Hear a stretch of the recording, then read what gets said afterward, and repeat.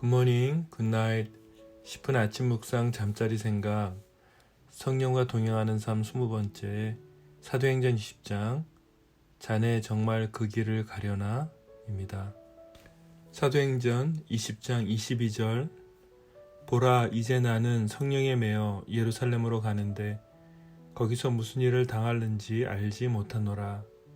오직 성령이 각 성에서 내게 증언하여 결박과 환난이 나를 기다린다 하시나 내가 달려갈 길과 주 예수께 받은 사명 곧 하나님의 은혜의 복음을 증언하는 일을 마치려 하면은 나의 생명조차 조금도 귀한 것으로 여기지 아니하노라.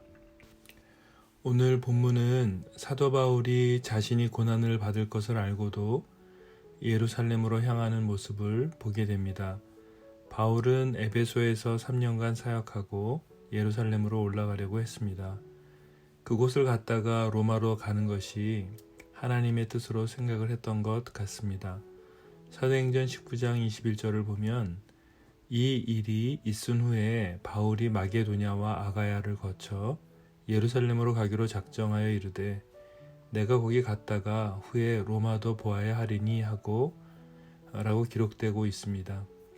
바울이 밀레도에서 에베소 장로들에게 나는 성령에 매여 예루살렘으로 간다 22절이죠. 말한 것을 보면 자신이 작정했다기보다는 성령 안에서 결정한 것으로 오늘의 본문을 해석할 수도 있습니다. 그러니까 작정했다고 기록한 헬라어는 에세토 엔토 퓨트마티입니다. 이것은 성령 안에서 결정한 것으로 해석이 가능한 이유입니다. 여러분도 아시는 것처럼 사도행전 9장 다메섹에서 예수님을 만날 때 이미 바울은 16절에 알고 있었습니다. 그가 내 이름을 위하여 얼마나 고난을 받아야 할 것을 내가 그에게 보이리라 라고 주님이 말씀하셨던 내용을 기록하고 있죠. 바울은 복음을 전하는 일에 있어서 그의 마음을 우리가 성경 여기저기서 충분히 알 수 있습니다. 만일 복음을 전하지 않으면 자신에게 화가 있을 것이라고 생각도 했습니다. 고린도전서 9장 16절이죠. 바울은 외면할 수 없는 하나님의 은혜와 살아계심을 경험했기 때문에 가능했습니다. 다른 누구도 경험할 수 없는 특별한 부르심이 그에게 있었습니다. 21장에서도 살펴보겠지만 바울이 두로에 들렀을 때 그곳에 있던 제자들이 성령의 감동으로 바울더러 예루살렘으로 들어가지 말라라고 21장 4절에도 제지하고 있는 모습을 볼 수 있습니다. 바울에게도 또 여러 제자들에게도 또 여러 교회들 통해서 성령의 감동이 있어서 예루살렘을 가지 말라고 하는 많은 사람들의 말이 있었음을 오늘 23장에도 이야기하고 있습니다. 오직 성령이 각 성에서 내게 증언하여 결박과 환난이 나를 기다린다라는 그런 많은 말들을 제자들과 동역자들이 했습니다. 우리는 내주하시는 성령의 음성을 듣습니다. 한 가지 같은 결말을 보여주고 있죠. 바울이 예루살렘에서 당할 수 있는 어려움을 봤습니다. 바울도 봤고 많은 사람도 봤습니다. 하지만 다른 제자들은 가지 말았어야 한다고 말하지만 바울은 가야 했습니다. 어떤 차이가 있습니까? 우리는 오늘 본문에서 무엇을 발견해야 합니까? 그러니까 하나님의 음성을 듣는 사람은 많습니다.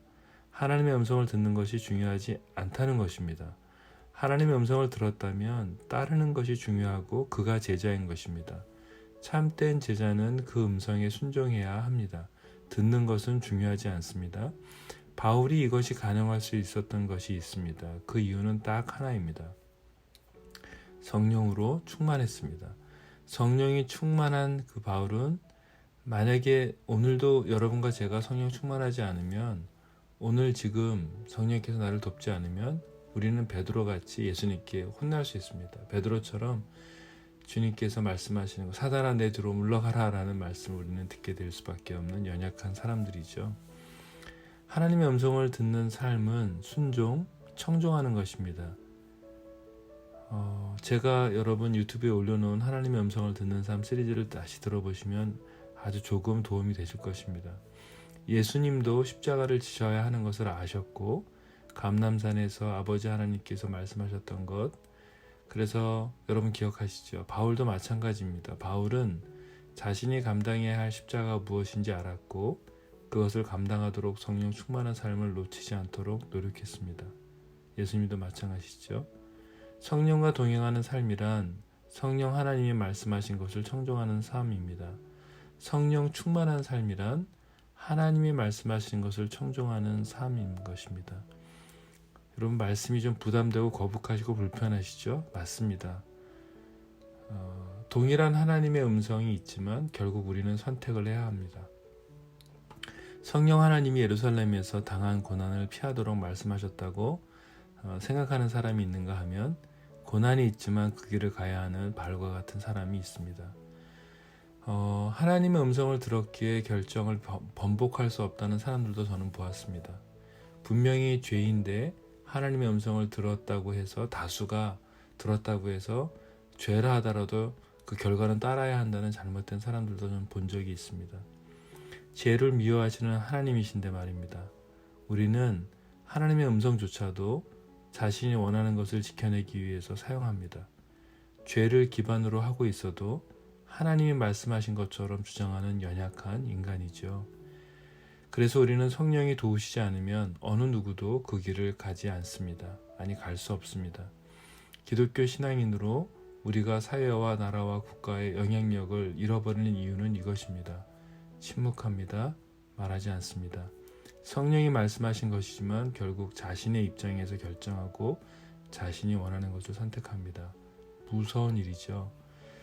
저는 목회자가 되기 싫었습니다. 저는 부르심이 없었고 소명이 없는 상태에서 신학교를 갔었습니다. 오늘 제목의 이야기를 하려고 합니다. 오늘 제목이 자네 정말 그 길을 가려는가? 이죠. 제가 사역자로 부르심에 대한 확신이 없던 시절에 신학교에 가서 구약학을 가르치셨던 교수님이 저희 지도 교수셨는데요. 대학 MT에 가서 일반 학과에 입학한 고등학교 친구 동기가 행정학과를 갔거든요. 근데 그 친구는 정말 많은 새로운 친구들과 또 많은 자매들과 즐겁게 MT에서 맥주를 마시면서 교제하는 것을 봤어요.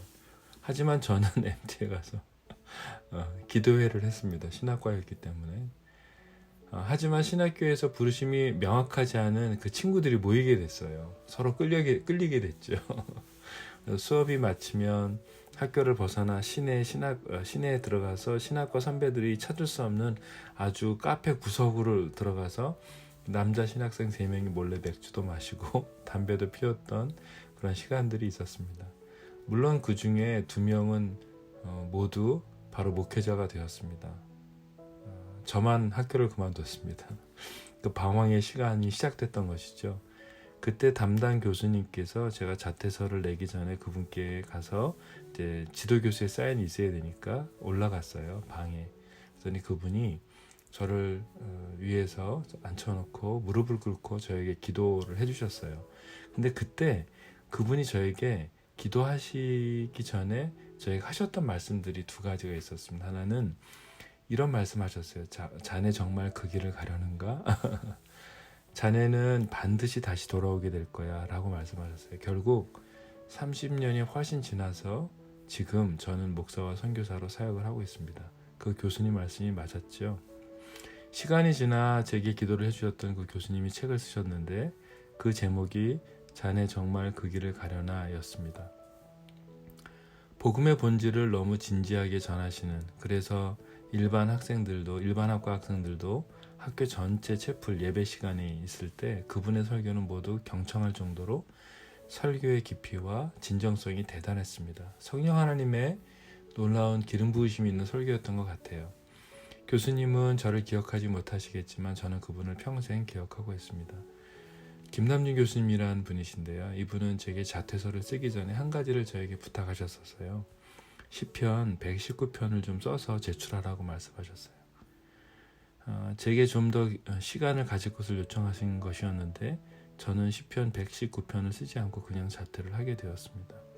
아마 제가 성경에서 가장 긴 장인 시편 119편을 썼었다면 아마 저는 가기 어려운 그 길을 돌아가지 않고 갔었을 것입니다. 시간이 지나 제가 생각하면 생각할수록 인생 가운데 몇 분들의 아주 중요한 조언이 있었습니다. 돌이켜보면 정말 저는 그분들이 정말 저를 많이 생각해 주셨구나, 정말 좋은 조언이었구나 라는 것을 알게 되었어요. 반면 어떤 사람들은 제게 주는 조언이나 결정이 얼마나 인간적이며 세속적인 결정들인지 지금도 생각해도 부끄러운 조언들이 있습니다. 같은 하나님께 동일한 하나님의 음성을 듣습니다. 하지만 선택은 너무나 다릅니다. 좁은 길로 갑니다. 조금 어려운 길을 선택해서 갑니다. 하지만 그 길이 하나님이 기뻐하시는 길이라면 우리는 그 길을 가는 것이 맞습니다. 그 길을 가는데 외롭지만 성령 하나님이 함께 하시고 힘을 주신다면 우리는 그 길을 갈 수 있습니다. 어제는 새벽에 한 분의 전화를 급하게 받게 되었습니다. 새벽까지 기도를 하는 시간을 제가 가졌습니다. 정말 어려운 길을 가지고 계셨습니다. 하지만 하나님이 기뻐하시는 길이었습니다. 사랑하는 후배 선교사가 자신의 전부를 버리고 새롭게 새로운 단체를 만들기 시작합니다. 어려운 길이지만 하나님이 기뻐하시는 길임을 알기에 축복해 주었습니다. 여러분, 정말 그 길을 가시렵니까? 네, 가십시오. 힘들고 지치고 막막하고 낭망되어도 하나님이 말씀하셨다면 편한 길보다는 좀 더 좁은 길을 택하십시오. 아마 그것이 하나님이 원하시는 길인 것을 우리는 모두 알고 있습니다. 가십시오. 보좌 우편에 서서 예수님께서 우리를 바라보고 계십니다. 힘을 내십시오. 복음을 위해서 우리에게 허락한 시간과 재물과 달란트를 가지고 그 길을 가십시오. 묵상을 위한 질문입니다. 당신이 바울이라면 고난이 있는 예루살렘을 가시겠습니까? 가지 않겠습니까? 기도하겠습니다. 하나님 아버지, 타락한 세상 속에서 회색 지대에 머물거나 우리의 다리를 하나는 세상에 하나는 주님께 걸치는 그 불편한 자세를 그만둘 용기를 주십시오. 시간이 지날수록 우리의 양심이 굳어지는 것에 내버려 두지 않도록 주님, 저희들을 오늘 도와주십시오. 아버지, 주님 말씀하시면 그 길을 가겠습니다. 오늘 지금 성령 하나님 내게 오셔서 충만하게 거하여 임재하여 주십시오. 예수님의 이름으로 기도드렸습니다. 아멘.